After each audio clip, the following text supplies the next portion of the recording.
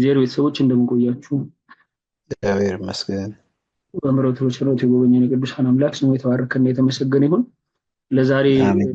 ያለፈው ሳምንት ካቆምንበት ነገረ ታቦትን እንቀጥላለን። አምላካችን እንዲያስተምረን እንዲመክረን ቅዱስ ፈቃድ ይሁንልን። ታቦት ምንድን ነው የሚለውን ትርጉሙንና በተወሰነ መልኩ ስለ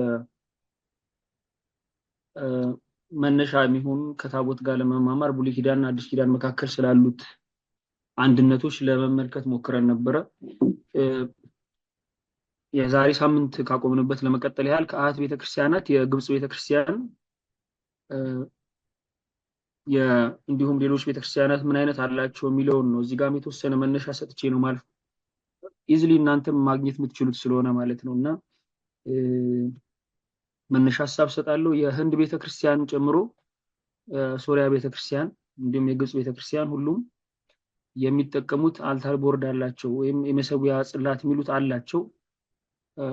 የሁሉም አሃት ቤተክርስቲያናት ከኢትዮጵያና ከኤርትራ ውጪ እልበል እንዲሁም ኢስት ኦርቶዶክስ የምንላቸው እነ ግብጽ፣ ሌሎች እነ ራሽያ ኦርቶዶክስ፣ ሮማን የመሳሰሉት ሌሎችም ኢስተርን ኦርቶዶክስ የምንላቸው ውስጥ ያሉት የየራሳቸው መሰዊያ አላቸው። ሁሉም ኦርቶዶክሳውያን የሚባሉት ይሄንን መሰዊያ ይጠቀማሉ። ግን ይሄ የሚጠቀሙት መሰዊያ ከኢትዮጵያ ቤተክርስቲያን ይለያል። የግብጽ መሰዊያን በተመለከተ የዛሬ ሳምንትም ለማየት ሞክረን ነበረ። የግብጽ ቤተክርስቲያን ካህን የሆኑት ፋዘር ታርሉስ ማላቲ ስለ ግብጻውያን ታቦት በተመለከተ የጻፏቸውን ሐሳቦች ለመመልከት ሞክረን ነበር። እነርሱ ጋር የሚጠቀሙት ምን አይነት እንደሆነ፣ የሚሰራበት ቁስ ከእብነበረድና ከድንጋይ እንደሆነ፣ የመጀመሪያዎቹ ክፍለ ዘመኖች ላይ ሁሉም ከእንጨት ይሰሩ ነበር። የግብጽ ቤተክርስቲያን ግን ከመጠቀም ጋር ተያይዞ ባሉ ጉዳዮች ሌላ ተቃራኒ ሌላ ሪዝን የለም፣ ግን ከአጠቃቀም ጋር ይመቻል በሚል እብነበረድና ድንጋይን እንደሚጠቀሙ ለታቦት መስሪያነት ዛሬ ሳምንትም ጠቆም አድርገን ነበርና የኢትዮጵያ ቤተክርስቲያን ብቻ ይሄ ውድን አልተርስ የምንላቸውን የእንጨት መሰዊያውን የኢትዮጵያ ቤተክርስቲያን አሁን ድረስ እንደምትጠቀምበት እሳቸው መጽሐፍ ላይ የሚሳቱ ጽሑፎች ላይ እናገኛለን። ያው እኛም በእርግጥ መጽሐፍ አያስፈልገንም የምናውቀው የምናየው ስለሆነ ማለት ነው። የተመሳሳይ በሲሪያን ኦርቶዶክስ ቤተክርስቲያንም እንደዚሁ ነው። እነሱ መሰዊያ ይጠቀማሉ። ስሞቹ ነው የሚለያዩት። ታቤሊቶ ሚል አንድ እንዲሁ በሲሪያን ኦርቶዶክስ የሚጠቀሙበት ለመሰዊያነት የሚጠቀሙበት እንዳለ የዛሬ ሳምንትም እንደጠቀስ ነው። ግብጻውያንም ቲቶት የሚሉት ለመሰዊያ የሚጠቀሙበት እንዲሁ በታቦት ፈንታ እኛ ልክ ታቦት እንደምንለው የሚንቀሳቀሰው ታቦቱ የኢትዮጵያ ቤተክርስቲያን ታቦትና ጽላት ቃላት ልውውጥ አለ ብያለሁ። ድንገት በኋላ ታቦት ጽላት እንለዋለን አንለው የሚለው ጉዳይ እንዳይሆን ማለት ነውና በተለምዶ ጽላቱን ታቦቱ ላይ እንጠራለን እኛ። የዛሬ ሳምንት ግን ታቦት ምንድነው ጽላት ምንድነው የሚለውን ስላስቀመጥን ስላስረዳን ዛሬ ቀጥታ የምናየው ቀጣዮቹን ነጥቦች ነውና ታቦት ጽላት እያልኩ እኔም ቃላቱን ለውጭ ልጠቀም እችላለሁ። እዛ ላይ የምናነሳቸው ሐሳቦች ግን ሐሳቦቻችን ያው ወደ አንድ እንዲሆኑ ነው። ታቦት ምንድነው ጽላት ምንድነው፣ ወደ አዲስ ኪዳን ቤተክርስቲያን ስንመጣ የትኛውን ተክቷል የሚለውን በኋላ አዲስ ኪዳን ላይ ስንመጣ እናየዋለን። ስለዚህ አሁን ሁለቱንም አወራርሼ ብጠቀም እናንተ በተረዱት ነው። በብሉይ ኪዳን ታቦት የምንለው ማደሪያው ነው። ባለፈው ሳምንት እንዳስተማርኩት 4 ሰዎች የሚሸከሙት ሳጥን አለ፣ ያ ታቦት ይባላል ነው። ውስጡ የሚያድረው 2 ሰሌዳዎች አሉ። እነዚያ ሰሌዳዎች ወይም ጽላት የምንለው ማለት ነው ጽላት ይባላል። አዲስ ኪዳንን ነው አሁን እየተነጋገርን ያለ ነውና በአሃት ቤተክርስቲያንም በኢስተርን ኦርቶዶክስ ባሉ ቤተክርስቲያናትም ሁሉም መሰዊያን ይጠቀማሉ የሚለው አንድ የጋራ የሚያደርግ ሐሳብ ነው። እናንተም ኢዝሊ ማግኘት ስለምትችሉ ይሄንን እዛ ላይ ዲቴል አልገባም። መሰዊያ ሁሉም ይጠቀማሉ፣ ግን አሳይሙ የሚጠቀሙበት መንገድ የጋራ የሚያደርጋቸው ምንድነው? እንደኛ ተንቀሳቃሽ ሆኖ በአንድ ሰው የሚሸከም የሚያርፍ ሆኖ በአንድ ሰው የሚከብር ሆኖ ያለ አይደለም። ተንቀሳቃሽም አይደለም። ብዙ ጊዜ ከመንበራቸው ጋር አመሳስለው መንበሩ ላይ ያለ አድርገው በዚያ ላይ ነው መሰዊያ አድርገው የሚጠቀሙት። ይሄ እንግዲህ እኔ በጥቅል ነው እየተናገርኩ ያለሁት። ስለዚህ የግብጽ ቤተክርስቲያንን ለብቻ፣ የሲሪያን ኦርቶዶክስን፣ ማላንከራ ኦርቶዶክስን እያንዳንዱን ደግሞ ማንበብ የፈለገ ሰው ኢዝሊ ማግኘት ስለሚችል እነዛም በደንብ እናንተም ብታያቸው መልካም ነው ብዬ አስባለሁ። በተረፈ ለትምህርቱ ማዕከል ሁሉም ግን መሰዊያ ይጠቀማሉ የሚለው መሰረታዊ ነጥብ ነው። ይሄ ፓወርፖይንትን እናንተም ታገኙታላችሁ። ለአሃት ቤተክርስቲያናት እንዳሉ ሆነው ደግሞ ኦሪየንታል ቸርች የምንላቸው እንዳሉ ሆኖ የነ ቅድም የጠቀስኳቸው እነ ግሪክ እነ ሮማንያ ሌሎቹም ሰርቢያ የመሳሰሉት ሁሉም መሰዊያ ይጠቀማሉ። ግን በታቦት ፈንታ እነሱም ልክ ግብጾች ቲቶት ብለው እንደሚሰይሙት እዚህ ደግሞ አንዲሜንሲዮን ወይም ህየንተ ታቦት ብለው ደግሞ የሚጠቀሙበት እንዳለ እንዲሁ መጻሕፍት ያሳያሉ። በተረፈ ጋራ የሚያደርጋቸው እንደጠቀስኩት ሁሉም መስዋዕትን ለመሰዋት መሰዊያ ይጠቀማሉ የሚለውን ነው። መጽሐፍ ቅዱሳዊ ነው አይደለም የሚለው አሁን እዚህ የሚዳስስ አይደለም። የትምህርቱ መጨረሻ ላይ መሀል ላይ የሚጠቀስ ስለሆነ እኔ የትምህርቱን ፍሎ ጠብቄ እቀጥላለሁ። እዚህ ታቦት ሐዲስ ኪዳን ላይ በተለያዩ አሃት ቤተክርስቲያናት እንጠቀማለን የሚለውን ብቻ ለማየት ነው። ሁሉም አሃት ቤተክርስቲያናት ሐዲስ ኪዳን ላይ የሚጠቀሙት ግን የጌታችንን ስጋና ደም ለመፈተት ነው። ስለዚህ መንበር አለ፣ መሰዊያ አለ። ብዙ ቦታ ላይ መንበሩና መሰዊያው ላይ ይለይ ይችላል። የኢትዮጵያ ቤተክርስቲያን የሚሰዋበትን ታቦት ወይም ጽላት ታከብራለች፣ የሚንቀሳቀስም። በሌሎቹ ደግሞ አንጻራዊ ስናየው ሊንቀሳቀስ የማይንቀሳቀስ እዚያው መንበሩ ላይ ያለ ሆኖም እናገኘዋለን። በመንበር ላይ የሚደረግ ሆኖ በዚያው ያለ ሆኖ እናገኘዋለን። ስለዚህ ከአሃት ቤተክርስቲያናት ከአንዱ አንዱ የታቦቱ አጠቃቀም ላይ ይለያል። የኢትዮጵያ ቤተክርስቲያን በዚህ ትለያለች። ምክንያቱ ደግሞ ኢትዮጵያ ቤተክርስቲያን የብሉይ ኪዳንን ስርዓት ተቀበላም ስለነበር የብሉይ ኪዳን ስርዓትንም ለመቀበል አንድ የቻለች ሀገር ናት ኢትዮጵያና የዛ ተጽዕኖም ስለነበረ ልክ የብሉይ ኪዳኑ አይነት ጽላት አለ በእኛ ቤተክርስቲያን። ስለዚህ የብሉይ ወይም የኦሪቱ ስርዓት እኛ ጋር መኖሩ ከስርዓቱ ኦሪት የተቀበልነው ነገር ስላለ ከዚያ ጋር በሚመሳሰል መልኩ የሚንቀሳቀስ ከአንድ ቦታ ወደ አንድ ቦታ የሚጓጓዝ በዓላት ላይ የሚወጣ የሚገባ ሆኖ እናገኘዋለን መሰዊያው።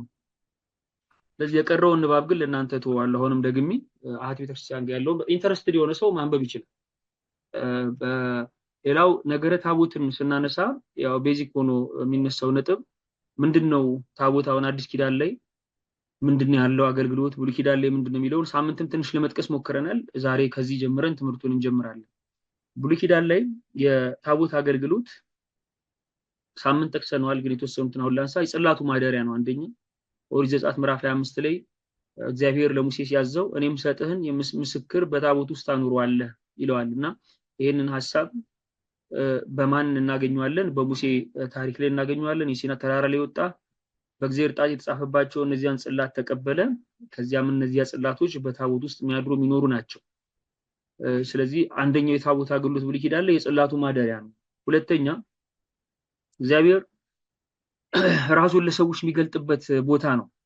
ያ ታቦት እግዚአብሔር ራሱን ከሰው ጋር የሚያገናኝበት ቦታ ነው። ቀድመን እንደጠቀስነው እግዚአብሔር በጊዜም በቦታ የሚገደብ አምላክ አይደለም። ጊዜና ቦታ ውስጥም ሰፈረን የምንለካው አምላክ አይደለም። ግን ከፈጠራቸው ፍጡራን ጋር በሚኖሩበት ዓለም ውስጥ ለነርሱ በሚረዳ መልክ ራሱን ይገልጣል። ስለዚህ እግዚአብሔር ለእስራኤላውያን ራሱን ይገልጥበት የነበረው መገልገያ ታቦት ነበር። ስለዚህ እግዚአብሔር ሕዝቡንም ሙሴና አሮንንም ያነጋግርበት የነበረው ይሄ ቅዱስ መገልገያ ታቦት ነው።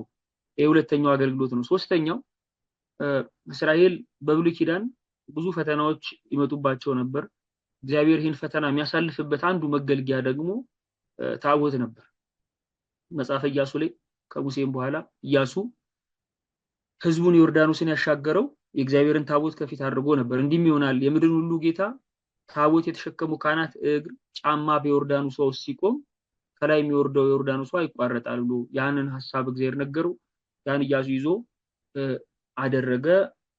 ዮርዳኖስን ተሻግረው አልፈዋል። ስለዚህ ታቦት እስራኤል ከፈተና የሚያልፉበት መዳኛቸው ጭምር ነበር። እግዚአብሔር በዚያ ከብዙ ነገር ያሳልፋቸው ነበር ነው። ስለዚህ እግዚአብሔር የምህረት ስራ የእግዚአብሔር የቸርነት ስራ የሚገለጥበት ጭምር ነበር ማለት ነው። እና ብሉይ ኪዳን ላይ ታቦት ይሄ አገልግሎት ነበረው። ሳምንትም ለመጥቀስ እንደሞከር ነው ታቦት መስዋዕትም የሚቀርብበት ነበረ።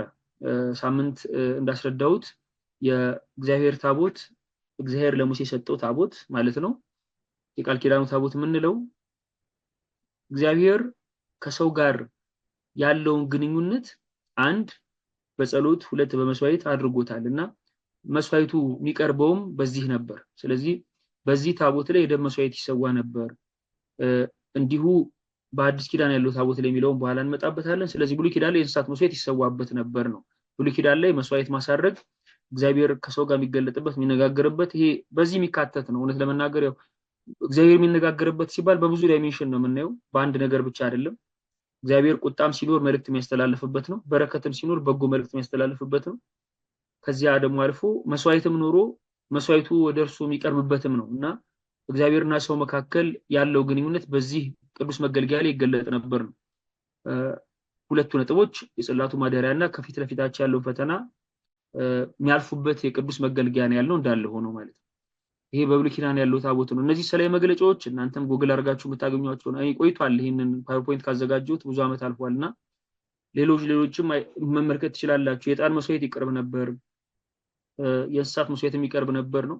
ብሉይ ኪዳን ላይ ሊቀ ካህኑ ያለውን አገልግሎት የሚጠቁምና የሚያሳይ ነበር። ታቦቱ 4 ሰዎች የሚሸከሙት ነበር፣ ላዩ ላይ ኪሩቤል አሉ፣ ያንን የሚጠቁምና የሚያሳይ ነው ይሄ። ሌላው በንጉስ ዳዊት ታሪክ ላይ የታቦተ ጽዮን ወደ ዳዊት መምጣት በድንኳን ትኖር የነበረችውን ዳዊት አክብሮ ወደ ራሱ ሲያቀርባት የነበረውን ሁነት የሚያሳይ ነው። ህዝቡ እየዘመረ ታቦተ ጽዮን እንዴት እንደተቀበላት ዳዊት እየዘመረ ራሱን አያቅም ነበር ተብሎ የሚነገረውን ታሪክ ያው እዚህ ላይ የምናየው ነው። ይሄ ማሳያ ነው። ይሄንን እናንተም የምታገኙት ነው በቀላሉ። ይሄ የዳዊትን ምስጋና ያሳያል። ታቦተ ጽዮን ስትገባ ሰዎቹ እንዴት ያከብሩት እንደነበር፣ 4 ካህናት ያከብሩት እንደነበረ ማሳያ ነው። በኢያሪኮ ግንብ ዙሪያ እግዚአብሔር ድንቅ ስራውን ቅድም ፈተናዎቹ ይገጥሟቸዋል ብለናል። አንዱን የዮርዳኖስን ባህር ጠቅሰናል። የኢያሪኮን ግንብም እግዚአብሔር ሲያፈርስ በታቦቱ በኩል ነበር። እስራኤል ይዞሩት ነበረ፣ መለከት እየተነፋ ይዞሩ ነበረ። ይሄንን ነው የሚጠቁመው ይሄኛው ፓወርፖይንት። ስለዚህ ይሄም አንዱ ማሳያ ነው። እንግዲህ ከብዙ ፈተናዎች ማለፊያ ያደርጉታል የሚባለውም ከዚህ የተነሳ ነው። ካህናት ታቦቱን ያከብራሉ። ይሄንን ቅድም ጠቅሰናል። 4 ካህናት ያከብሩት ነበር ነው። ይሄ ብሉይ ኪዳን ላይ ያለው አገልግሎት ነው። በአዲስ ኪዳን ታቦት ለምን አስፈለገ ነው አሁን ያለው አንድ መሰረታዊ ምክንያት ነው። ይሄ መሰረታዊ ምክንያቱ ነው። እግዚአብሔር በዚያ ላይ ደግሞ ምን ጠቅሳቸው ተጨማሪ ምክንያቶች አሉ። መሰረታዊ ምክንያት ግን በአዲስ ኪዳን ታቦት ያስፈለገው እግዚአብሔር በብሉይ ኪዳን ለሰው ልጆች ቃል ኪዳኑን የሰጠበት ነበር። የቃል ኪዳኑ ታቦት ይባላል። ይሄ አዲስ ኪዳን ላይ ደግሞ እግዚአብሔር ለሰው ልጅ የሰጠው የመዳን ቃል ኪዳን አለ። ስጋዬን የሚበላ ደሜን የሚጠጣ የዘላለም ሕይወት አለው የሚለው ይሄ ቃል ኪዳን የሚፈጸምበት ቅዱስ መገልገያ።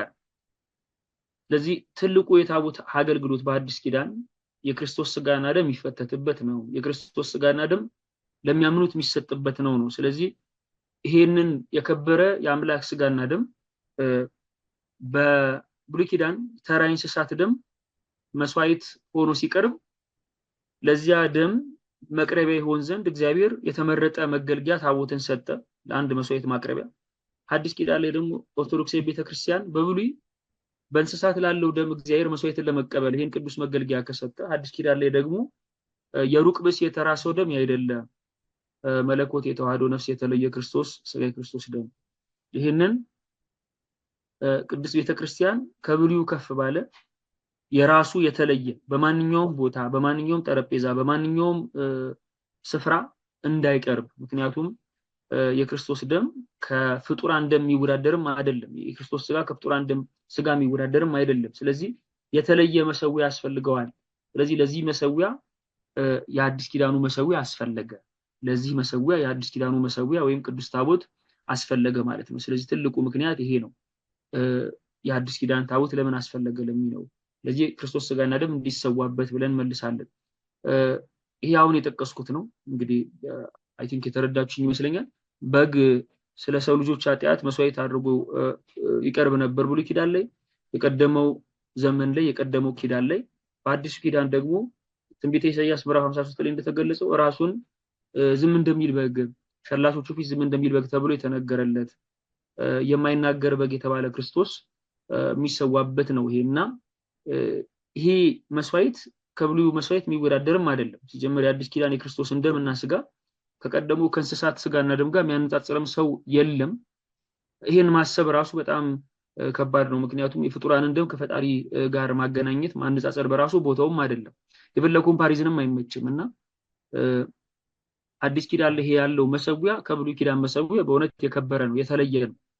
ምክንያቱም የሚያርፍበት አምላካዊ ትእዛዝ መጥቶ ይሄ ቅረብበት የተባለ ጉዳይ ብቻ ሳይሆን ራሱ አምላክ ሰውን ለማዳን የመረጠው መንገድ ሰው መሆን ነው። ሰው ሆነ ስጋውን ቆረሰ ደሙን አፈሰሰና ይሄ የከበረ አምላክ ስጋ አምላክ ደም የሚቀርብበት ነው። ከዚህ የተነሳ ይሄ አዲስ ኪዳኑ መሰዊያ ይለያል። የፍጡር አይደለም የሚያርፍበት፣ የፍጡር ስጋ የፍጡር ደም አይደለም የሚቀርብበት እና የአዲስ ኪዳኑ መሰዊያ ኦርቶዶክስ ቤተክርስቲያን የከበረ የተለየ ከብሉይ ኪዳኑ ማይነጻጸር አድርጋ ታቀርባለች። የአዲስ ኪዳኑ ታቦት በቅርጽም በአገልግሎትም ይለያል። አገልግሎት ይለያል ያልነው ቅድም እንዳልነው ነው። የሚሰዋበት የአምላክ ስጋና ደም ነው። ይሄንን የጌታችንን ቃል ኪዳን የሚፈጸምበት ነው። ስለዚህ አንደኛ እሱ፣ ሁለተኛ ታቦትኛ የምንለው እንዳልኩት ነው። ተለምዶ ቃል ስላለ ማደሪያ ማለት ነው። እውነት ነው። አሁን አዲስ ኪዳን ላይ መንበሩ ፊታችን ያለው መንበሩ እንደ ማደሪያ እንደ ታቦትኛ መንበር የምንለው ከመቅደስ የምናየው እርሱ እንደ ማደሪያውና ሰሌዳዎቹ ታቦት እንላቸዋለን። ስሙ ይለዋወጣል ብያለሁ። በብሉይ ኪዳን ታቦት የምንለው እኛ አራት ማዕዘን ማረፊያ ያለው ቅድም ያየነው የዛሬ ሳምንት ደግሞ ልኬቶቹን ያስቀምጥናቸው ታቦት የምንለው እሱ ነው። ውስጡ ጽላቶቹ ያድራሉ ነው። ጽላት ያድራል፣ ይቅርታ ጽላቶቹ ሲን ጽላት የሚለው ራሱ ከአንድ በላይ ነው የሚያሳየው። በሐዲስ ኪዳን ደግሞ መንበሩ አለ። በመንበሩ ላይ ጽላቱ ያርፋል። ይሃን ጽላትኛ ታቦት የምንለው እርሱ ነው እና ቤተክርስቲያናችን ይሄንን ታቦት ከብሉይ ኪዳኑ በተለየ የሚንቀሳቀስ በአንድ ሰው የሚንቀሳቀስ የቀደመው በአራት ሰው የሚንቀሳቀስ ይሄ በአንድ ሰው የሚንቀሳቀስ አገልግሎቱም የእንስሳት ደም የሚቀርብበት ሳይሆን የአምላክ ስጋና ደም የሚቀርብበት ነው። ስለዚህ አገልግሎቱም ክብሩም ይለያል ነው። ይሄ አዲስ ኪዳኑ ታቦት የከበረ ነው። ባለፈው ሳምንት ትንሽ ጠቁም ያለው የቃል ኪዳኑ ታቦት ይባላል። ይሄ የአዲስ ኪዳን ታቦት ጽላት ይባላል፣ መሰዊያም ይባላል። እንደዚህ ስሞች አሉት። ስለዚህ እኔ ጽላትና አዲስ ኪዳን ላይ ጽላትና ታቦት ተብሎ ተወራርሶ ቢነገር እንድንረዳው ነው። ጽላት የሚለው ሰሌዳዎች ማለት ነው ብዬ ሳምንት አስተምሬያለሁና በአዲስ ኪዳን ታቦት ወጣ እንላለን።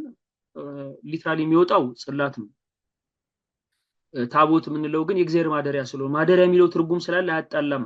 አይ ለምን ታቦት ግዳል ነው? የቀደመው ታቦት የጽላቶቹ ማደሪያ ስለሆነ ማደሪያ ታቦት ማለት በግዕዝ ማደሪያ ስለሆነ ነው። ጽላትም እንዲሁ ታቦት ተብሎ ሲጠራ ብንሰማ አዲስ ኪዳኑ ሊከብደን አይገባም። ምክንያት ከተባለ ታቦት ማደሪያ ጽላቱ የእግዚአብሔር ማደሪያ ስለሆነ ነው። ስመ እግዚአብሔር የተጻፈበት በኋላ የምናየው የእግዚአብሔር ስም የተጻፈበት የእግዚአብሔር ክብር የሚያድርበት እግዚአብሔር የሚያድርበት ጸጋ በረድኤት የሚገለጥበት ስለሆነ ከዚህ የተነሳ ጽላቱ ታቦት ብለን እንጠራዋለን። ይሄ ጽላት ይለያል ቅድም እንዳልነው መሰዊያም ጭምር ነው። መሰዊያነቱ ግን ለተራ የእንስሳ ደም አይደለም ብለን ከዚህ የተነሳ ክብሩም ከፍ ያለ ነው። ይሄ አይዘንጋ ካደራ ጋር መሰዊያው ነው በሚለው ኮንቴክስት ደግሞ ስናወራ በዚህ መሰዊያ ላይ የሚያርፈው እግዚአብሔር በረድኤት አይደለም በአካል ጭምር ነው። መሰዊያው ላይ ሲሆን በአካል ጭምር ነው። ይሄንን መዘንጋት አይገባም። ምን ማለት ነው? ሰው ሲጸልይ እግዚአብሔር ይቀርበዋል። እግዚአብሔር ከእርሱ ጋር አለ፣ በማይታየው መልክ ይገለጣል፣ ከእርሱ ይሆናል እንደምንለው ብቻ አይደለም። መሰዊያው ላይ እውነተኛ አምላክ ስጋ እውነተኛ አምላክ ደም ያርፋል። ከዚህ የተነሳ ታቦቱን እናከብረዋለን። ልክኛ የአምላክ ስጋና ደም ስንቀበል የኛ አካል ተቀድሶ ነጽቶ እንደምንቀበለው ይሄን መገልገያን ፍጹም እናከብረዋለን። ምክንያቱም የአምላክ ስጋ አምላክ ደም ስለሚያርፍበት ጭምር ማለት ነውና ይሄንን በደንብ ማስተዋል ይገባል ነውና እግዚአብሔር የሚገለጥበት ነው። አይደል? እግዚአብሔር በረድኤት ይገለጥበታል፣ ስራውን ይሰራበታል።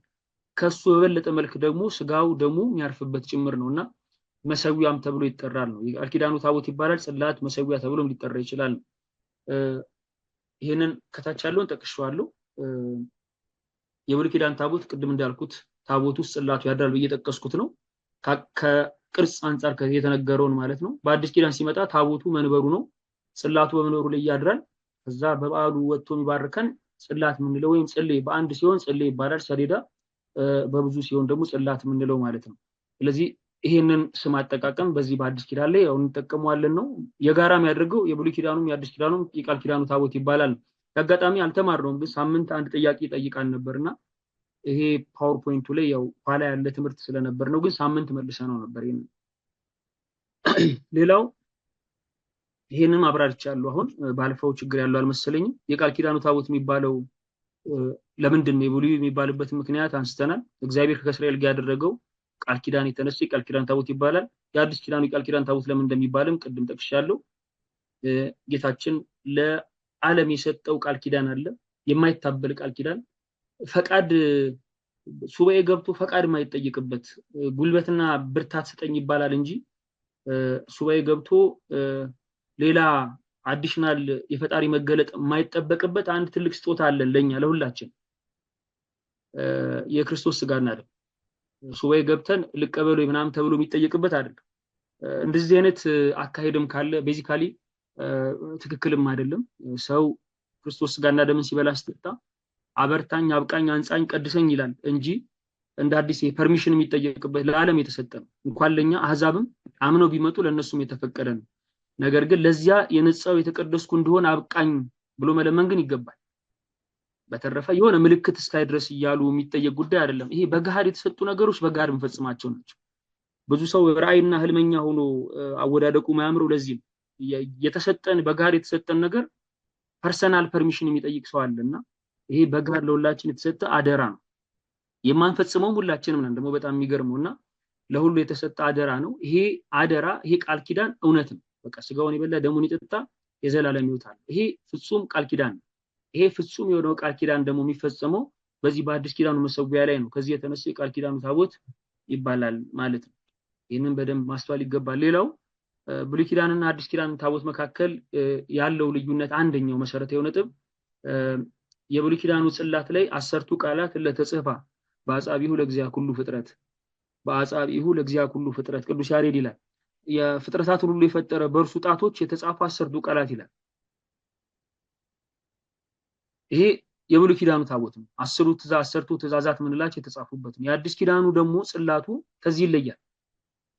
የአዲስ ኪዳን ጽላት ስርዓተ ቤተክርስቲያን የሚባል የኛ መጽሐፍ አለ። እዛ ላይ ሪፈረንሱን ማስቀምጫለሁ። እዚያ ላይ በደንብ ማየት ትችላላችሁ። እዚያ ላይ በደንብ ይገልጣል። አልፋና ኦሜጋ ተብሎ ይጻፋል። ይሄ በኢትዮጵያ ኦርቶዶክስ ብቻ አይደለም፣ ካደራ ጋር አት ቤተክርስቲያን ጋር ይጠቀሙታል። አልፋ ኦሜጋ የሚለው ይጻፋል። ከዚያ በኋላ ያለችው ትለያለች። በተጨማሪ በግዕዝ ደግሞ ከመለስሙ ለኢየሱስ ክርስቶስ ይስግድ ሁሉ ብርክ ዘበ ሰማያት ወዘበ ምድር፣ ጉልበት ሁሉ ለኢየሱስ ክርስቶስ ስም ይንበርከክ የሚል ደግሞ ቃል ይጻፍበታል። ከዚያ ተያይዞ ደግሞ ስሙ የሚጠራበት ባለ ታቦቱ የቅዱስ ሚካኤል ሲሆን የቅዱስ ሚካኤል የነዚህ ቅዱሳን ስም አብሮ በዚያ ላይ አለ። ይሄም ዲቴል አለው። ቀጥሎ ባሉት ክፍሎች ላይ እዚያ ላይ ማግኘት እንችላለን። ባጭሩ ግን ጽላቱ ላይ ያለችውን ሾርት ነገር ለመግለጽ ያክል የቀደሙ 10 ግጋት ሲጻፍበት የአዲስ ኪዳኑ ጽላት ላይ 10 ግጋት ሳይሆን አሁን የተጠቀስኳቸው ቃላት ነው ያሉበት እና ይሄ አንዱ በአዲስ ኪዳን ቤተክርስቲያን ላይ ምን ተገበረው የሚተገበር ነው። ፊልጵስዩስ ምዕራፍ 2 ቁጥር 10 ላይ ያለውን ቃል ነው ታቦቱ ላይ የሚጻፈው። በሰማይና በምድር ከምድርን በታች ያሉት ሁሉ በኢየሱስ ስም ይንበረከኩ ዘንድ የሚል ቃል አለ። ያንን ነው ከመለስሙ ለኢየሱስ ክርስቶስ ይስግድ ሁሉ ብርክ ዘበ ሰማያት ወዘበ ምድር። ይሄንን ቃል ነው የመጽሐፍ ቅዱስ ቃል ቤተክርስቲያን ታቦቱ ላይ አኑራ የምትጠቀመው ማለት ነው። ስለዚህ ጽላቶቹ መሐር ያለው አንደኛው ልዩነት ይሄ ነው። ሌላው መሰዊያ የሚለውን ይሄንንም ጠቅሰናል። የብሉይ ኪዳን ካህናት መስዋዕት ያቀርቡበታል፣ ቅድም ጠቅሰናል። የብሉይና የሐዲስ ቤዚካሊ አሁን ምንድነው እያደረኩ ያለሁት ስያሜው የቃል ኪዳን ታቦት ይባላል፣ ጽላት ይባላል፣ መሰዊያ ይባላል አለ። ከዛ ብሉይና ሐዲስ መካከል ያለው ታቦት ልዩነት በዚህ አንፃር የቃል ኪዳን ታቦት ከመባል አንፃር የብሉይ ኪዳኑም የቃል ኪዳን ታቦት ይባላል፣ ግን የሐዲስ ኪዳኑም የቃል ኪዳን ታቦት ይባላል። የብሉይ ኪዳኑም መሰዊያ ይባላል፣ የሐዲስ ኪዳኑም መሰዊያ ይባላል። የሚባልበት ኮንቴክስት ወይም ደግሞ አውድ ግን ይለያል። ይሄን ነው እየጠቀስን ያለን። የብሉይ ኪዳን መሰዊያ እንስሳት መስዋዕት ነው የሚቀርብበት በሊቀ ካህኑ በኩል ዕብራውያን ምዕራፍ 9 ላይ ተገልጧል። ጥቅሱ ሁላችሁም ታዩታላችሁ። የሐዲስ ኪዳኑ መሰዊያ ደግሞ ክርስቲያን ኦልተር የምንለው አሁን እኛ የምንጠቀምበት ደግሞ የጌታችን ስጋና ደም ይቀርብበታል። አባታችን አባ ጊዮርጊስ ዘጋስጫ እንዲህ ይላል፣ እኛ ግን በመንበሩ ላይ በካህኑ እጅ የሚከብረው የቁርባኑ ህብስትና የወይኑ ደም ፍጹም የክርስቶስ ስጋና ደም እንደሆነ እናምናለን ይላል መጽሐፈ ምስጢር። ስለዚህ አዲስ ኪዳኑ መሰዊያ ይሄ ነው የሚቀርብበት። ስለዚህ መሰዊያ ይባላል ሁለቱም፣ መስዋዕቱ ግን ይለያያል። ስለዚህ ይሄ የሚለያቸው መስዋዕቱ ነው እዚህ ላይ። ሌላው ከዚህ ሐሳብ ጋር እየያዘ ኤጲስቆጶስ ይላል ስለመባረኩ በተመለከተ የመሰዊያውን ታቦት በሚባርክበት ጊዜ በሰምና በዘይት ያብሩ፣ በምትባርክበትም ጊዜ ከእርሱ ጋር 7 ቀሳውስት ይኑሩ፣ የደስታ ቅባትም በሆነ በሚሮን ይቅባው፣ የእግዚአብሔር ማየተም ነውና በውስጧም ይቀድሱ ዘንድ ይገባል ይላል። ስለዚህ የመሰዊያው ታቦት የመጀመሪያው ነገር ነው። ስለዚህ የመሰዊያው ታቦት በቅዱስ ሜሮን እንደሚከብር ፍትሐ ነገሥት የኛ ፍትሕ መንፈሳዊ ላይ ተጠቅሶ እናገኛለን። ይሄ አንዱ መሰረታዊ ነው። ስርግው ሀብለ ሥላሴ የሚጻፉት መጽሐፍ ላይ ተመሳሳይ ዘ ቸርች ኦፍ ኢትዮጵያ የሚለው ላይም የተጠቀሰውን ታገኛላችሁ። መንበር አለ ይላል። ታቦቱ የቀደመውን የቃል ኪዳን ታቦት የሚወክል የሚያሳይ ነው። ይሄ ታቦት የመጣው በምኒልክ በኩል መሆኑን ታሪኩን ይጠቅሱታል። የብሉይ ኪዳኑ ታቦት እንዴት እንደመጣ የመሳሰሉ። ስለዚህ አሁን አዲስ ኪዳን ላይ ያለው በመንበሩ ላይ ያርፋል። ቤተክርስቲያን ያለ ታቦት የለም፣ አይታነጽምም። ያለ ታቦት ቤተክርስቲያን የሚባል ነገር የለም እና መሰረታዊ ነው። ያለ ታቦት የሚቀርብ መስዋዕትም የለም። ስለዚህ የአዲስ ኪዳን መስዋዕት ያለ ታቦት አይቀርብም። ይሄ በጣም መሰረታዊ ነው። የቤተክርስቲያን መቀደስም በታቦቱ በኩል ነው። ስለዚህ ይሄ ጥንቃቄ ይፈልጋል። ምንም አይነት መስዋዕት ያለ ታቦት አይቀርብም ነው። ኤክሴፕሽናል ኬዝ ትምህርቶች ላይ ተሰማራላችሁ። ያው ታቦት የሌለባቸው ልጆች ሲገጥሙ ዮሐንስ ወንጌልን እንደ ታቦት ተጠቅሞ ቅዳሴ ይደረጋል ነው። ይሄ ኦፕሽናል ጉዳዮች ኤክሴፕሽናል ናቸው። እኔ ኤክሴፕሽናል ሴናሪዮን ወደ ዋና ነገር እያነሳ የሚጠይቅ ሰው ብዙም እንትንም አይደለም፣ ሴንስም አይሰጥምና ታቦት ማድረግ እየተቻለ በሌለ ሰዓት ኤክሴፕሽናል ኬዞች ሲኖሩ ለምሳሌ በቀደመው ዘመን በሰማዕታቱ ዘመን ካህን በማይገኝበት ሰዓት ክርስቲያን እናቶች ልጃቸውን ማጥመቅ ሳይችሉ ያደርጓቸው የነበሩ ነገሮች ነበሩ። ካህን የሌለበት አባቶች የተጨፈጨፉበት ሰማዕታት ብዙ ያለፉበት ሰዓት ላይ ክርስቲያን እናት ልጇን ምን ታረግ ነበር ነው ማስጠመቅ የማትችልበት ሰዓት። እንዲህ ያሉ ሴናሪዎች አሉ። እነዚህ ኤክሴፕሽናል ናቸው። ልክ እንዲሁ ታቦት በሌለበት ደግሞ ዮሐንስ ወንጌልን እንዲሁ እንደ ታቦት ጥቅም ላይ እንደሚውል ይነገራል ነው። ባጭሩ ግን ታቦት ቤተክርስቲያን የሚቀደስበት ጭምር ነው። ያለ ታቦትም መሰዊያ አይቀርብም ነው። ጌታችን በወንጌል ላይ መባህን በመሰዊያ ላይ ብታቀርብ ይላል። በዚያም ወንድምህ አንዳች በአንተ ላይ እንዳለው ብታስብ በዚያ በመሰዊያ ፊት መባህን ትተህ አስቀድመህ ከወንድምህ ጋር ታረቅ የሚል ቃል አለ። መጀመሪያ ከወንድምህ ጋር ታረቅ፣ በመሰዊያ ፊት መባህን ትተህ ይላል። ይሄ ለሁላችን የተሰጠ ነው እና አዲስ ኪዳን ላይ መሰዊያ እንዳለ ጭምር ክርስቶስ ጠቁም አድርጎ እያለፈን ነው። በማቴዎስ ወንጌል ላይ ተጨማሪ ጥቅሶችም አሉ። ማቴዎስ ወንጌል ምዕራፍ 23 ላይ ያለውን ተመሳሳይ ነገር ብታነቡት መልካም። እናንተ ይሄን ብታዩ ደስ ይለኛል። ጥቅሶቹን በማንበብ ጊዜ እንዳልወስድ ይሄ አንዱ ነጥብ ነው። ጌታችንም ጠቁሞት ያለፈ ነው። በአዲስ ኪዳን ያለው መሰዊያ በዮሐንስ ራእይ ላይ ከመሰዊያው እንግዲህ በሰማያት ያለውን ምስጢር ቅዱስ ዮሐንስ ያየበት ነው። የአዲስ ኪዳኑ ትንቢት የሚባለው እዚህ ትንቢት መጽሐፍ ላይ የሚፈጸሙ የእግዚአብሔር ስራዎች የተጻፉበት ነው ዮሐንስ ራእይ እና ከመሰዊያውም ይላል አዎን ሁሉን የምትገዛ ጌታ አምላክ ሆይ ፍርዶችህ እውነትና ጽድቅ ናቸው ብሎ ሲናገር ሰማሁ ይላል። ከመሰዊያው በእርግጥ ይሄ እንዲህ ያሉ ቃላት መጽሐፍ ቅዱስ የተለመዱ ናቸው። በዛ በሰማያት በላይ በሰማይ የእግዚአብሔር መሰዊያ እንዳለ ይነገራል። እንኳን በምድር ማለት ኋላ በምንናፈቀው ህይወት በሰማያትም እንዲህ ያለ መሰዊያ አለ እያለ መጽሐፍ ይጠቅሳልና ከመሰዊያውም እንዲህ የሚል ድምጽ ሰማሁ እያለ ቅዱስ ዮሐንስ በራእዩ ሲናገር እንሰማዋለን። አዲስ ኪዳን ላይ ይሄ መስዋዕት እዚህ በምድር ብቻ ሳይሆን በሰማያትም እኛ ልንገልጠው በማንችለው መልክም በላይ በሰማያትም እንዲህ ያለ መሰዊያ እንዳለ ይጠቅሳል። በፍትሐ ነገሥት ላይ እነዚህ እንደተጨማሪ ዕውቀት እንድንይዛቸው ነው ያካተትኳቸውን። ከዚህ ቀደም ዩኒቨርሲቲ ተማሪዎች ላይ አንዳንድ ጉዳዮች ይሄ ፓወርፖይንት የተዘጋጀው ለዛ ፐርፐዝ ነውና ታቦትን በተመለከተ ጀነራል ነገሮችን ለማስተማር ያክል ነው። ወለእመ ተሰበረ መስዋ አው ፈለሰ ይቀድስ ወዳግመ ወይኩን ታቦት በዘይፈልስ መካን ውስተ መካን ከመ እብነ ደቂቀ እስራኤል ዘፈለሰ መካን ውስተ መካን ይላል። መሰዊያው ወይ መንበሩ ቢሰበር ወይም ቢፈልስ ቢማረክ ዳግመኛ ይቀድሱት ታቦቱ ከቦታ ቦታ ይዛወር እንደነበረው እንደ እስራኤል ልጆች ታቦት ከቦታ ቦታ የሚዘዋወር ይሁን ይላል ፍትፍት መንፈሳዊ ላይ እና እንዲህ ያለ ነገር ቢገጥም እንዲህ ቢሆን ለሚለው ጭምር መንፈሳዊ ትእዛዝ ጭምር ተጽፎበት እናገኛለን። ፍትህ መንፈሳዊ አንቀጽ 1 ቁጥር 6 ላይ ተጽፎ እናገኛለን። ይሄ ስለመባረክ ደግሞ መጽሐፈ ሲኖዶስ የኛ ከሥርዓት መጽሐፍት አንዱ የሆነው ላይ ከተጻፉት መካከል ነው። ይሄኛው ክፍል ላይ ጴጥሮስና ቀሌሜንጦስ መካከል ያለው ተዋስኦ ላይ ቅዱስ ጴጥሮስ ለቀሌሜንጦስ በጻፋቸው ጽፎች ላይ ከምናገኘው አንድ ሐሳብ ይሄ መጽሐፈ ቀሌሜንጦስ ላይ ማልላችሁ። በነገራችን ላይ ይሄ ንባብ መጽሐፈ ቀሌሜንጦስ ላይ ቀጥታ አለ። በእንተ ቅዳሴ ታቦት ይላል እና ምን ይደረግ እንዴት ነው ታቦት የሚባረከው ለሚለው ስርዓቱን አስቀምጦታል። ታቦተ ሕጉን በሙሉ ባርከው።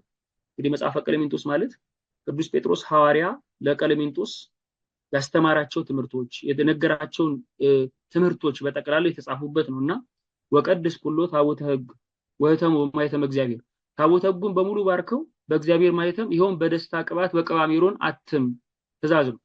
ታቦታቱንና መስዋዕቱን የሚባርኩት ካህናት የእግዚአብሔርን ክብር ያገኙ ዘንድ በእግዚአብሔር ማይተም አትመው ይላል። ካህናቱ ይሄን እዛ በማገልገላቸው እነሱም ይባረካሉ።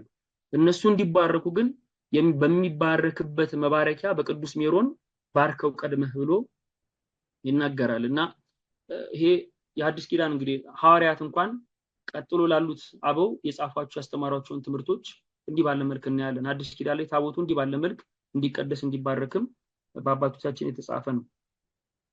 ሌላው እንደ ጥያቄ ነው እንዳልኩት ትምህርቱ ለዚህ ጉባኤ ብቻ የተዘጋጀ አይደለም፣ ዩኒቨርሲቲ ተማሪዎች ላይ የተዘጋጀ ነውና እግዚአብሔር ለሙሴ የሰጠው 2 ጽላት ነው። በእኛ ቤተክርስቲያን ደግሞ በጣም ብዙ ጽላት አለና ከየት መጣ ይሄ ሁሉ? መጽሐፍ ቅዱሳዊ መሰረትስ አለው ወይ የሚሉ ጥያቄዎች ይነሳሉና የመጀመሪያው የጽላትን የመሰው ዓላማ በደንብ መረዳት ነው። የትምህርት መግቢያ ላይ የሆነ መግቢያ ሲሰጥ አስተማሪ ትምህርት ለማስፋት አይደለም የሚሰጠው።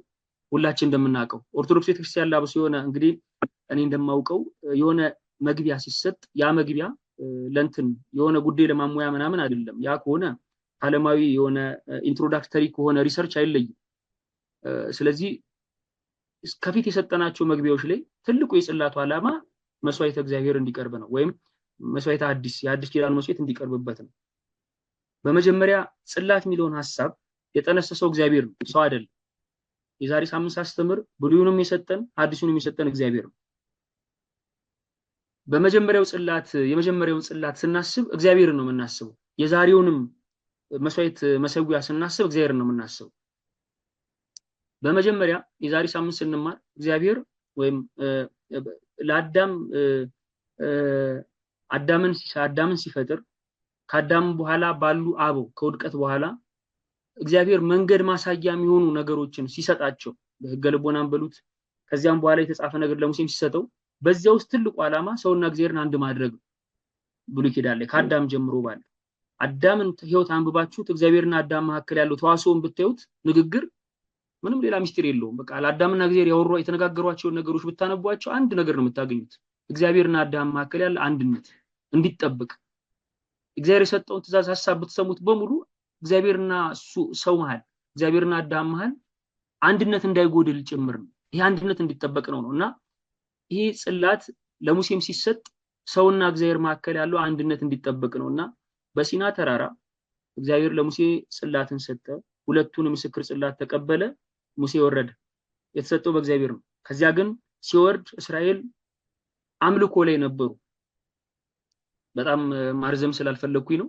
መቼስ ይሄን ታሪክ ማያውቅ የለም ብዬ ነውና ሙሴ በጣም ተናደደ፣ በጣም ተበሳጨና እጁ ላይ የነበረውን ጽላት ወረወረ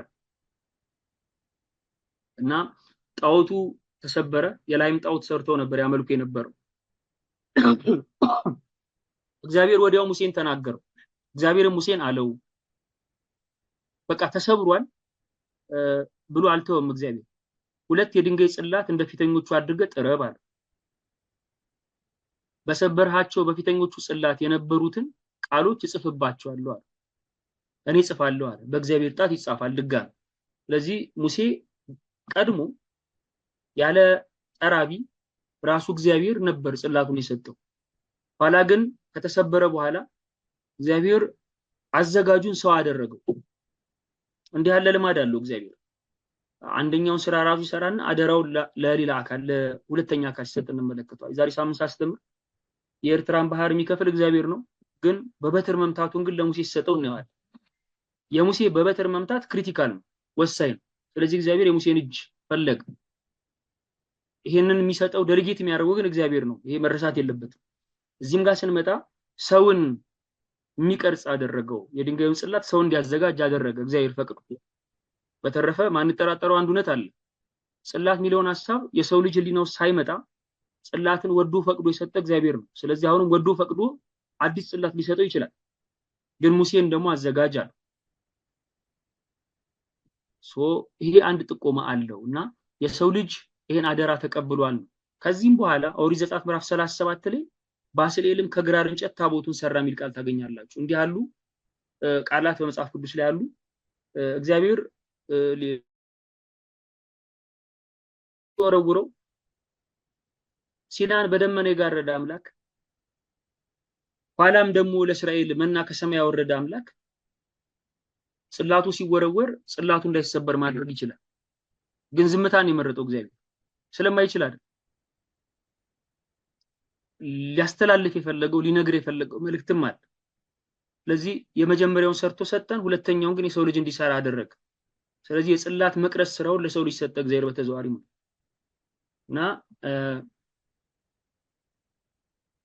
ዛሬ የምንጠቀምበት ታቦት ወይም ጽላት ምሳሌነቱ ሙሴ ተቀብሎት የነበረ ኋላ የተሰበረው የዚያ ጽላት ምሳሌ ሆኖ ስናየው የሆነ ድካም አይሰማን ማለት ይሄ ጽላት እኮ ወድቆ ተሰብሮ ነበር ብለን ትላንት መሰበሩ የዛሬን ታቦት ክብር አያጎለውም ለማለት ነው።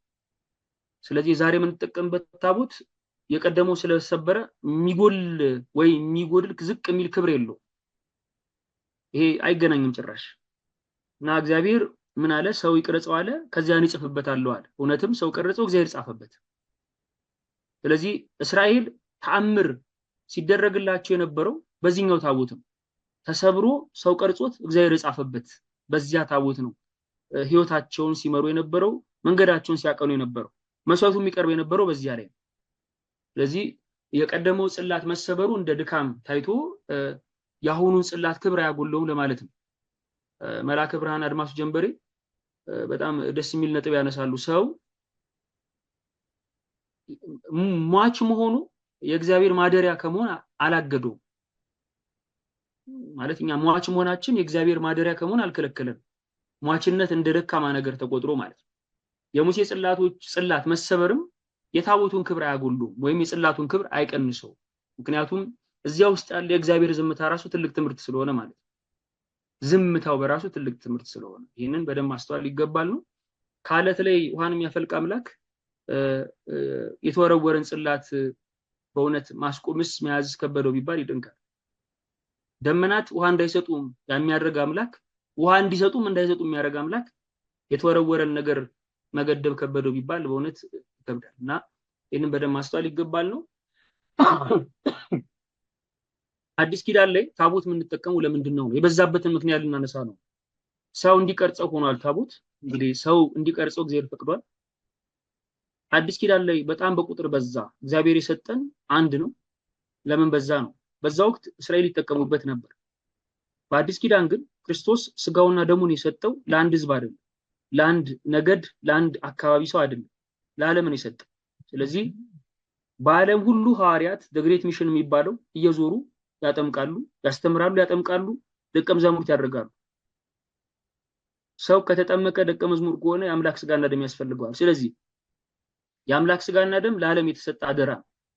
ይሄን ለዓለም የተሰጠ አደራ በዓለም ሁሉ እንዲነገር የሆነ አደራ ቤተክርስቲያን አደራዋን ትወጣ ዘንድ በሁሉ አብያተ ክርስቲያናት ወይም በብዙ ቦታዎች ጽላት ተከፋፍሎ በየቦታው የቅዱስ ስጋው የክቡር ደሙ ምስጢር እንዲፈጸምበት አደረገች ማለት።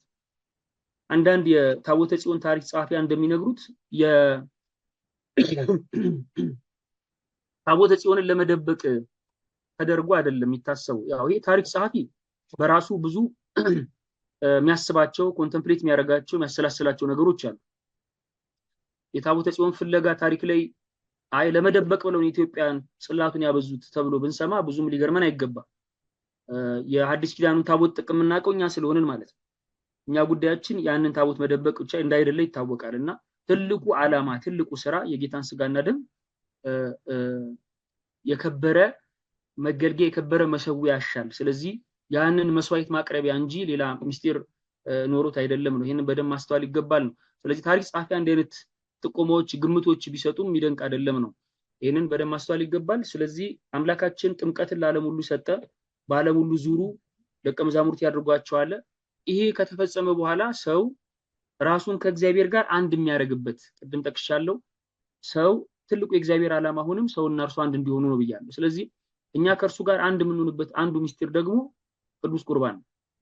ስጋዬን የሚበላ እኔ በእርሱ እኖራለሁ እርሱ በእኔ ይኖራል ያለው አምላካችን። ስለዚህ እኛ በእርሱ እሱ በእኛ እንዲኖር አንዱ ቅዱስ ምስጢር ቅዱስ ቁርባን። ስለዚህ ቅዱስ ቁርባን እንዲፈጸም ቤተክርስቲያን በዓለም ያለው ህዝብ ሁሉ በያለበት አገልግሎቱን እንዲያገኝ ልክ ጥምቀት በዓለም እንደተነገረ እንዲሁ ቅዱስ ቁርባንንም ቅዱስ ታቦቱንም በዓለም ሁሉ እንዲሆን አድርጋለች ማለት ነው። ለዚህ ጥሩ ምሳሌዎች አሉ። መጽሐፍ ቅዱስ አንድ ነው። ግን በዓለም ሁሉ ተሰራጭቷል። የተጻፈው አንድ ነው። አሰራጭተን ግን በዓለም ሁሉ ማድረጋችን የመጀመሪያዎቹ ጸሐፊያን የጻፉት አይበቃም ወይ አያስብልም።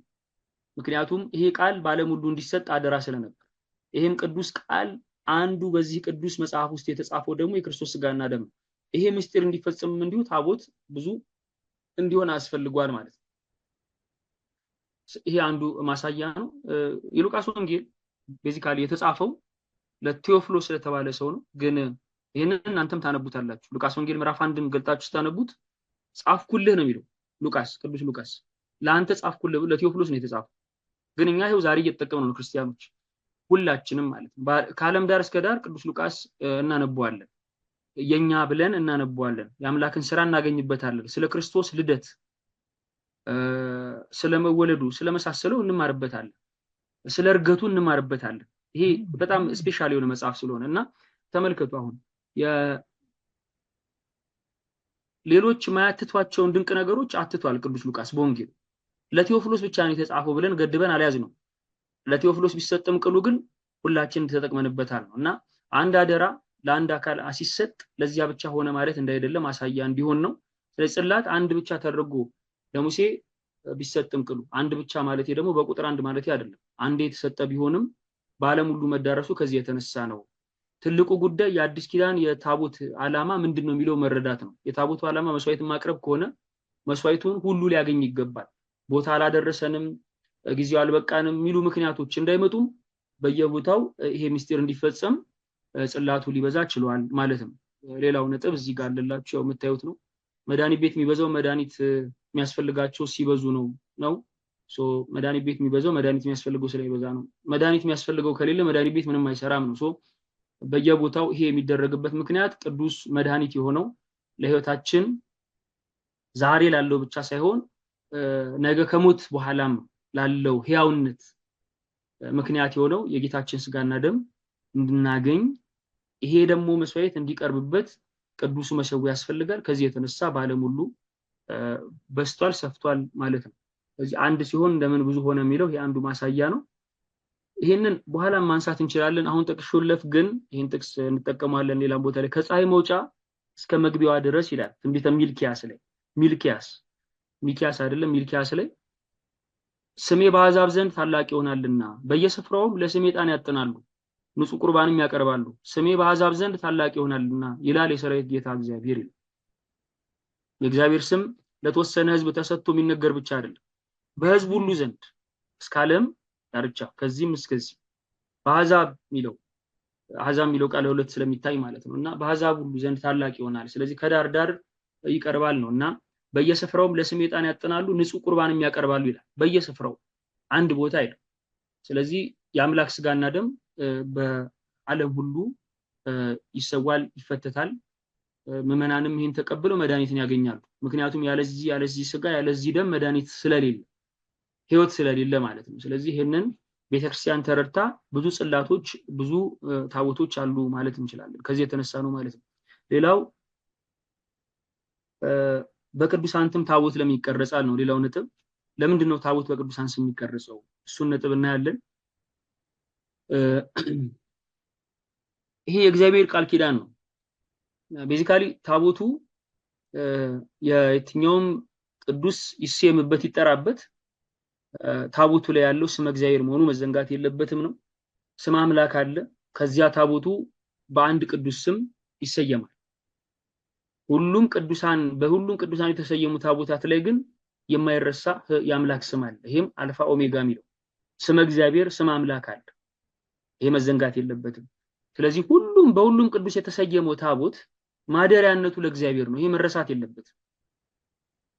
መጀመሪያን ልቡስ በደንብ መያዝ ይፈልጋል።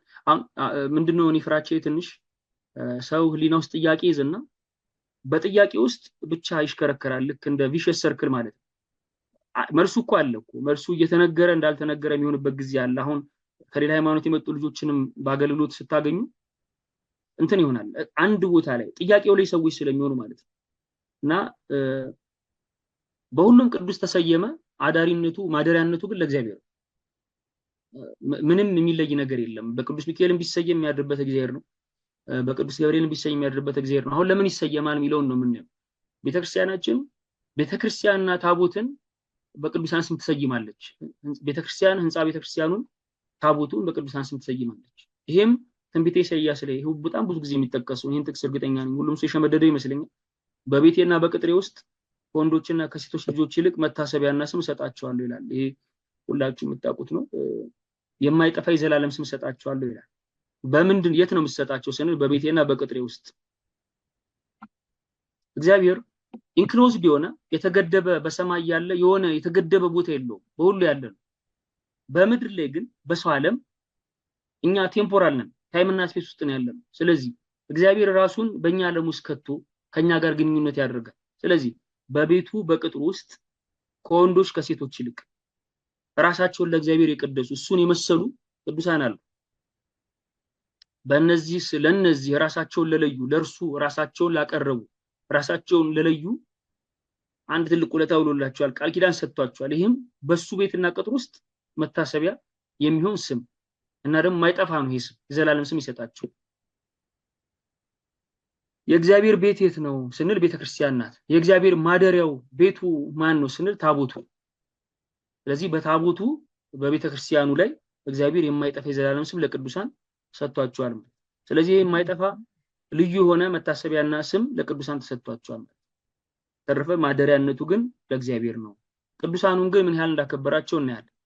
እርሱ ብርሃን ሲሆን ብርሃኑ ነው አላቸው፣ ብርሃን ናቸው አላቸው። እነሱ እኔ የዓለም ብርሃን ነኝ ብሎ ነበር። ቀረበና ደግሞ እናንተ የዓለም ብርሃን ናችሁ አለ ክርስቶስ። የቅዱሳን ብርሃን መሆን የክርስቶስን ብርሃንነት አያጠፈው፣ አይጋጭም ሲጀምር። አሁን በጣም ትንሽ አንባቢ ስንሆን ጥቂት ብቻ ማንበብ ስንጀምር ወይ ውስን ነገር የሚያነብሰው ይሄ ይጣረስበታል። ክርስቶስ ነው ብርሃን፣ ምን ይሰራልና ሌላ ብርሃን? በቃ የሱ ብርሃንነት እኮ አምላክ አይደለ ለሁሉ ይበቃል ይባላል። እውነት ነው። የክርስቶስ ብርሃንነት ስለሚያንስ አይደለም ቅዱሳን ብርሃን የተባሉት። ይሄን መጠንቀቅ ይፈልጋል። አንዳንድ ጊዜ ደግሞ እንደው ሌላውን ትተን ራሱ ሎጂካሊ ባለቤቱ ከፈቀደኝ ምን ቸገረን ማለትም ጥሩ ነው። አንዳንድ ጊዜ አሁን ይሄ እንትን እንዳይመስል ይችላል፣ ሴንስ ላይሰጥ ይችላል አይደል? ቀዳሹ ከፈለገ ቅድስና ሰጪው እሱ ከወደደ ከፈለገ በወደደው ላይ ስልጣን ቢሰጣቸው ማን ይጠይቀዋል? እሱ ከፈደደና ከወደደ። እኔ እምቢ ብል ምንም ፖይንት የለውም ቤዚካሊ። ለምን የፈቀደው የወደደው እኔን የሰራኝ ከኔ በላይ ያለ እነሱን ያከበረው እርሱ ከሆነ የኔን ቢታ ምንም የሚለውጠው ነገር የለም። እሱ ከወደደ ከፈቀደ እንደዚህ መጽሐፍ ቅዱስ ላይ እናንተን የሚቀበል እኔን ይቀበላል። ይሄ በጣም ከባድ ቃል። እኔ ብዙ ሰው እንዴት እንደሚያነበው አላውቅም። በእኛ ቤተክርስቲያን ግን ጥሩ እንደሚነበብ አውቃለሁ። ፕሮቴስታንቶች አካባቢና ሌላው ሃይማኖት ላይ ትንሽ የሚነበብበት መንገድ ደካማ ነው። እናንተን የሚቀበል እኔን ይቀበላል፣ እኔን የሚቀበል እናንተን ይቀበላል አይደለም የሚለው። እናንተን የሚቀበል እኔን ይቀበላል። ይሄ በጣም ፓወርፉል ቃል። ቅዱሳኑን የሚቀበል ክርስቶስን ይቀበላል እያለ ነው። በቤቱ ላይ ስልጣን የሰጣቸው እግዚአብሔር ነው። ስለዚህ እኛ እናከብራለን እሺ ብለን። ለምን? ሰጪው እሱ ስለሆነ። እኛ አይደለም ተሰብስበን የበየን ነው የሰጠነው። ብያኔው ከኛ የመጣ አይደለም። ይሄ ላንተ የተሰጠህ ነው ምንላቸው እኛ አይደለም። በቤቱ በቅጥሩ ላይ ስልጣን የሰጣቸው እርሱ ስለሆነ እግዚአብሔር ስለሆነ እና ቤተክርስቲያናችን የቅዱሳንን ቅድስና ትገልጣለች ነው የሚባለው። ይሄንን መርሳት የለ። እኛ መግለጥ ነው ስራችን። የቅዱሳንን ቅድስና መግለጥ ነው። ሿሚው እግዚአብሔር ነው፣ ቅድስና ሰጪው እግዚአብሔር ነው። እኛ ደግሞ መግለጥ ነው ስራችን። ያን ቅድስናቸው ማሳየት ነው። ይሄ ኦርቶዶክሳዊ ትምህርት ነው በእውነትና ይሄ መዘንጋት አይገባም ነውና በገንዘቤ የወደድኩትን አደርግ ዘንድ ስልጣን የለኝም ምን ይላል? ይሄ ከባድ ቃል እኮ። ስለዚህ እግዚአብሔር ከወደደ ከፈቀደ እኛ እንዴት እንታገላለን? ይሄን በደንብ ማስተዋል ይገባል። ስለዚህ በታቦቱ ላይ በቤቱ ላይ ስልጣን የሰጣቸው እግዚአብሔር ነው ማለት ነው ይመስለኛል። ለዛሬ ሳምንት ይሄ አሁን ከዚህ በኋላ ያለውን ጥያቄዎች ናቸው። ከዚህ በኋላ ያሉት ሁሉም ጥያቄ ነው ኦልሞስት። ግን እዚህ ጋር ያሉት ጥቅሶች ከታቦት ጋር እንዴት ይታያሉ የሚል ጥያቄ ተጠይቆ ነው። ያው እነዚህ ጥቅሶችን የዛሬ ሳምንት በሚኖረን መርሃ ግብር ጊዜ ከፈቀደ ብናያቸው ይሻላል። ሶስተኛው ክፍለ ጊዜ ላይ እነዚህንና ትምህርቱን እንጨርሰዋለን። የቀረን ትንሽ ስላይድ ነው። ስለዚህ ያለችውን ቀሪ ትምህርት ሳምንት ብናይ ብዬ አስባለሁ። እግዚአብሔር ይስጥልኝ። ወስብሐት ለእግዚአብሔር።